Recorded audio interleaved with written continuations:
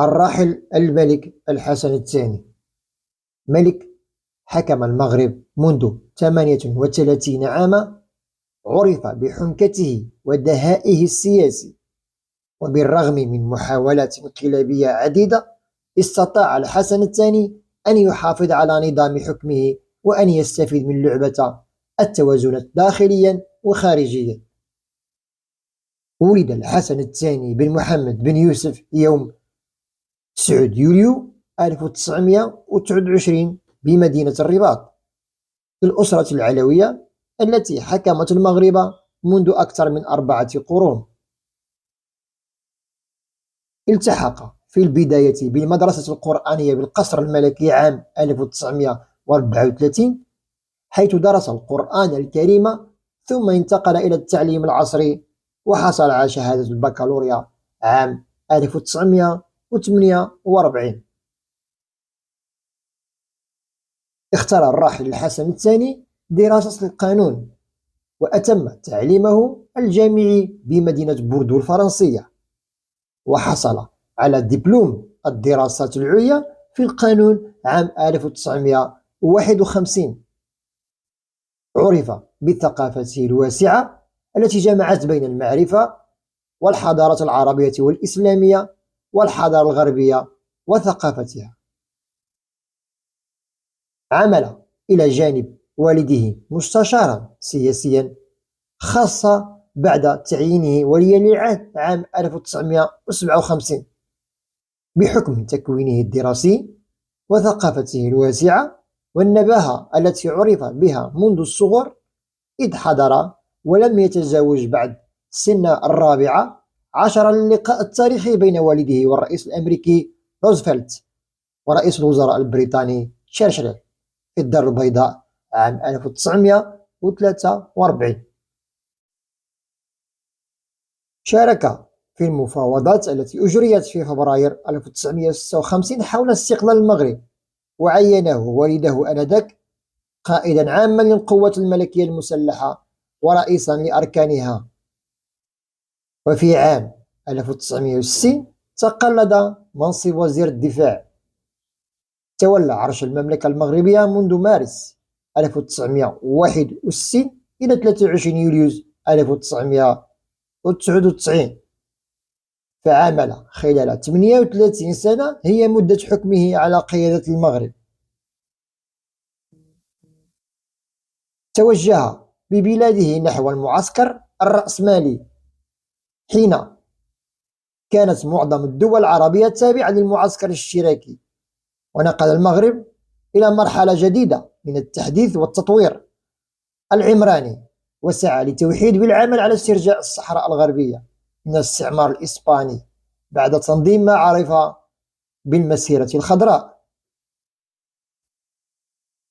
دخل الملك الحسن الثاني حلبة السياسة منذ صغره، إذ كان وليا للعهد وعمل رفقة والده على تحقيق الاستقلال، مما دفع المستعمر لنفيهما إلى كل من كورسيكا ومدغشقر، مما ألهب شرارة انتفاضة شعبية كبرى، خاصة بعد تعيين الاستعمار الفرنسي ابن عرفة ملكا للمغرب.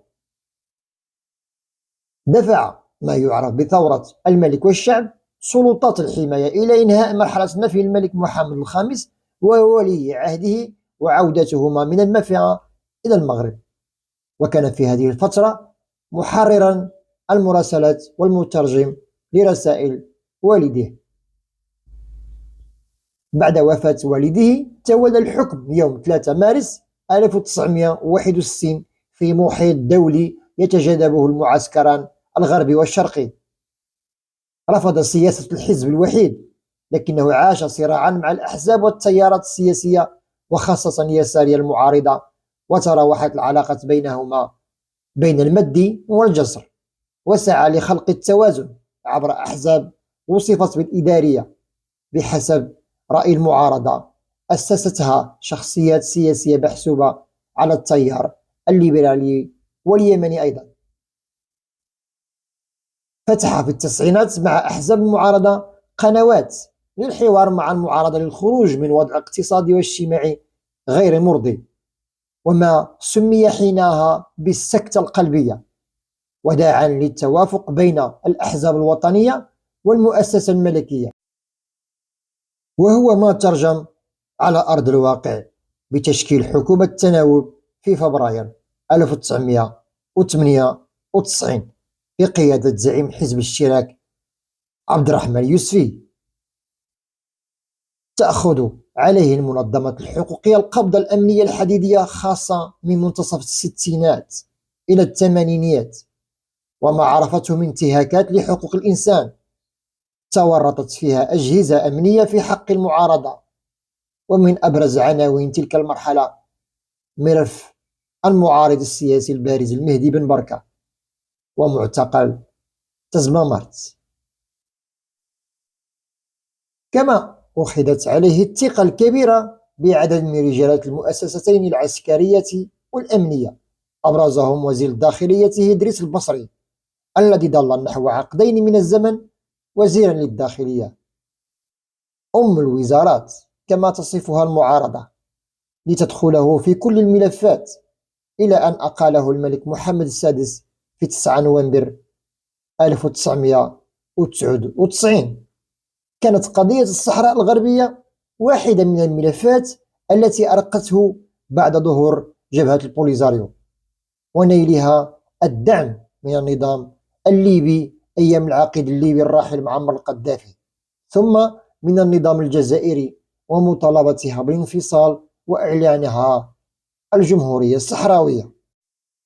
صرح الراحل حسن الثاني في 27 سبتمبر 1983 باستعداده لإجراء استفتاء لتقرير المصير في الصحراء الغربية وقبول نتائجه أيضا مهما كانت، وهو الخيار الذي تعذر تطبيقه. واقترح خلفه الملك محمد السادس مشروع الحكم الذاتي الموسع في إطار السيادة المغربية، وهو ما لم تقبل به جبهة البوليزاريو، بل تمسكت بتنظيم الاستفتاء. نجح على المستوى الخارجي في ربط علاقات دبلوماسية متينة مع مختلف العواصم الكبرى، وكان لشخصيته وحضوره دور كبير في أن يكون للمغرب مكانة سياسية معتبرة.